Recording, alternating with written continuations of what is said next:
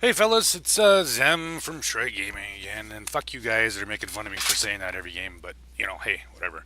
Um, One of the subscribers wanted a review and some gameplay on the 907, and sorry, buddy, I haven't got a chance to get back to you and getting this done. So, actually, I'm going to be doing a whole series on these kind of rare tanks in game, including I'm going to start out with the 907 just because, you're talking probably less than 5,000 people have got it over the years, and the M60 and then the BTSV, and some of the PZ4 Hydro, some of the rare tanks. I'm just going to do a review on them, gameplay and all that kind of stuff. So we're going to start out with the infamous 907. So this is the reward tank for the third uh, clan,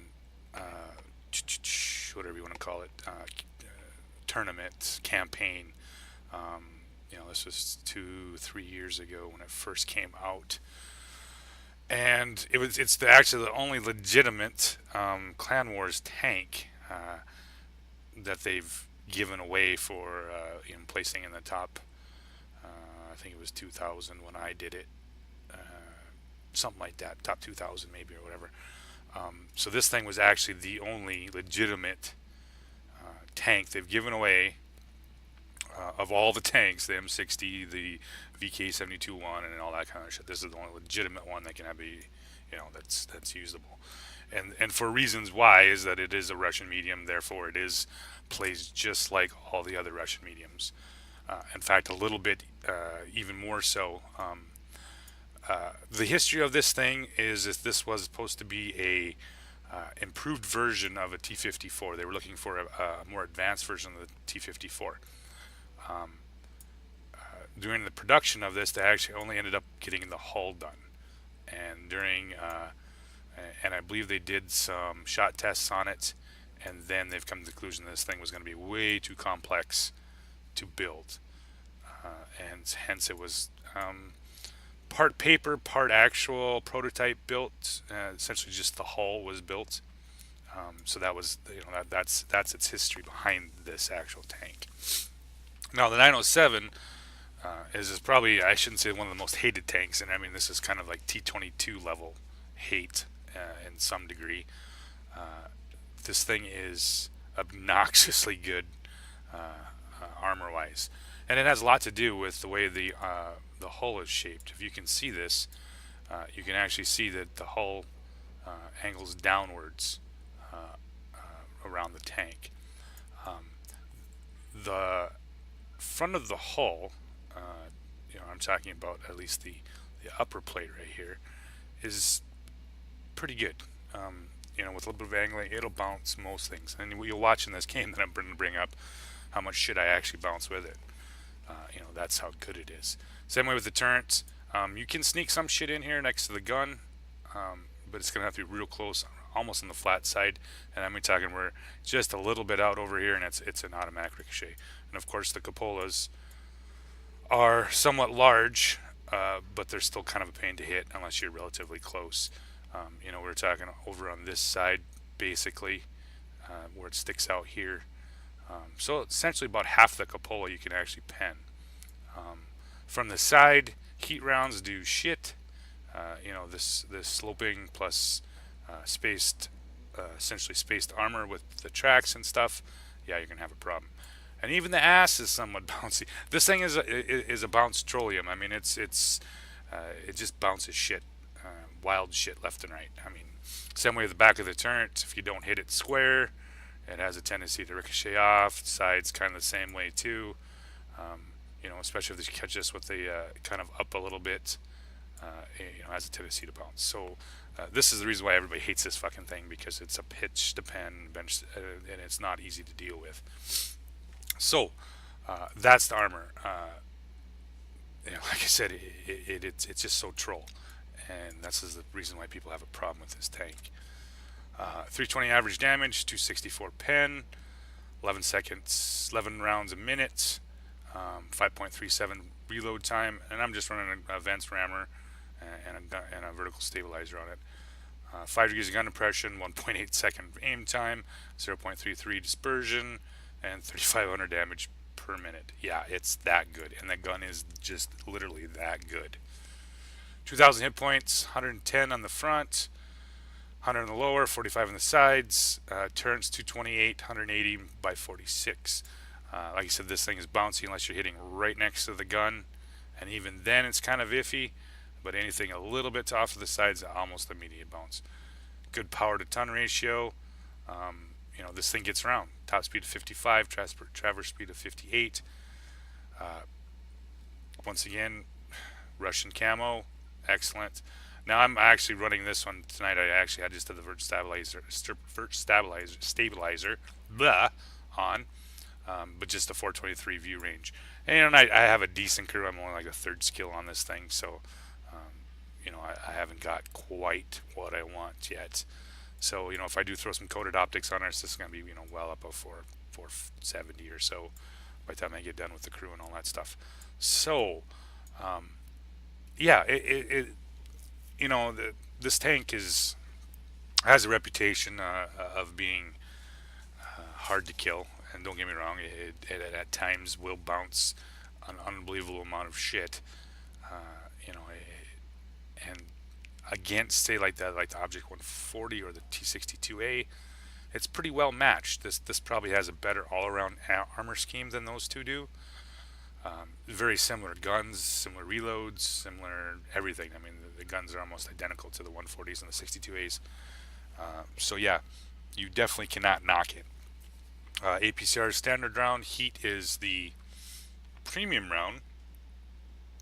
So it does suffer a little bit there with that heat round, not always being the best choice. Some people prefer the APCR. Well, obviously, you're always going to prefer the APCR over the heat round, but as a premium round, unless you get the armor, tracks and all that kind of shit's going to suck it up. So in that vein, this thing side scrapes fairly well, and like I said, you'll see in the video what I'm talking about, how stupid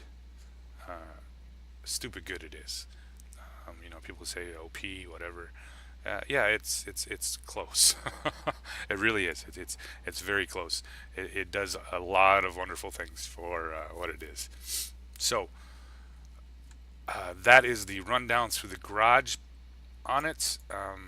There isn't really much else to say about it other than try not to go head to head if you don't have to with one of these. At least that's my opinion.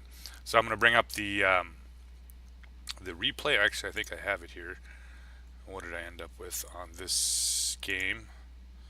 Himmelsdorf, first class, 51-57. So yeah, it was a good game. Being in Himmelsdorf specifically, it played well.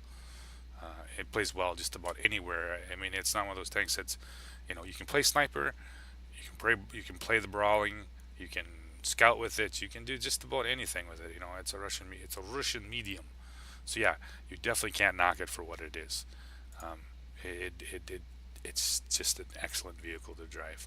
So I'm gonna jump over to the video and I'll give you guys a go through with that.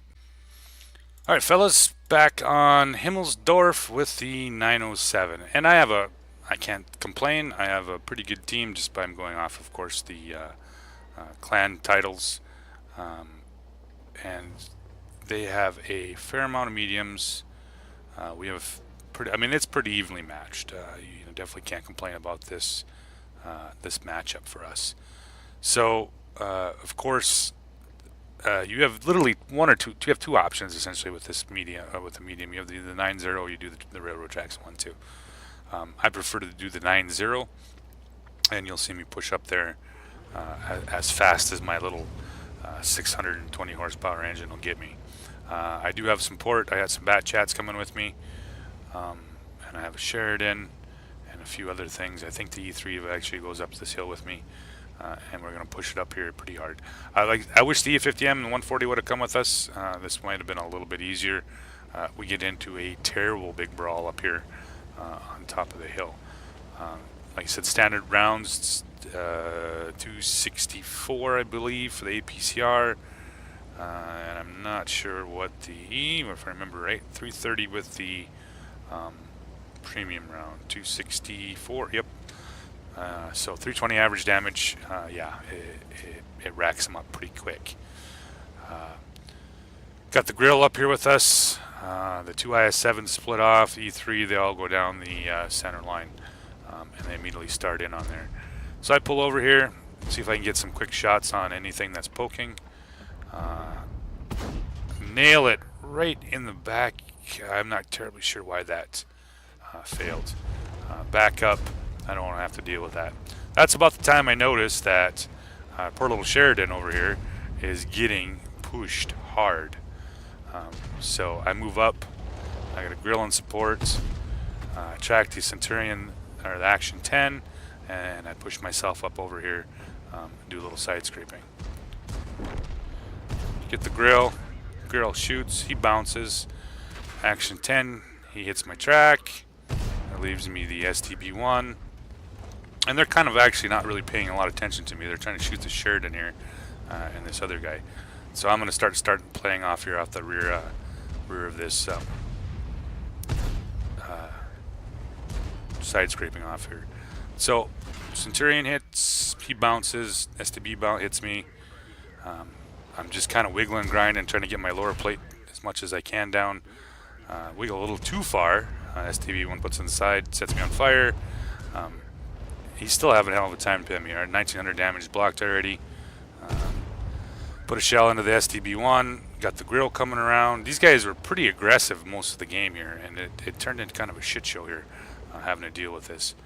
Back up, put a shell on the grill. Grill fires. He donks her again. So now they get the Leo back. So at this time, I hadn't actually been paying a whole lot of attention, but there was some serious shit right here. There was a ton of tanks having to deal with them. Pull back. That's about one time I noticed that the IS-7 had pulled around to the backside. He finishes off the grill for me. We have the Sheridan. He's doing a little pushy, pokes around on the guy.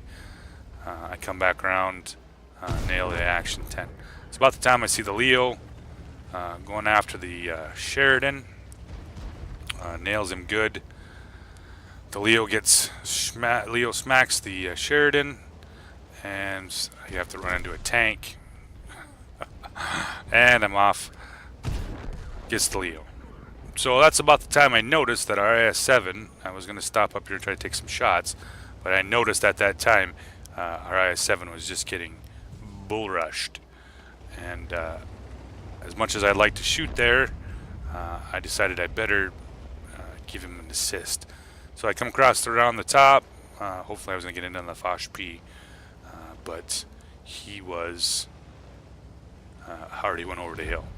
So IS-7 had essentially won that little fight. So I turn around. I got an IS-7 above me. IS-7 and Object 268 below me. I switched to premium rounds because at this point this is going to be a little too tight not to pen. IS-7 goes. The other IS-7 goes over. And actually knocks over the Foch. I forget the IS-7, and I'm trying to at least help this guy out a little bit, as much as possible.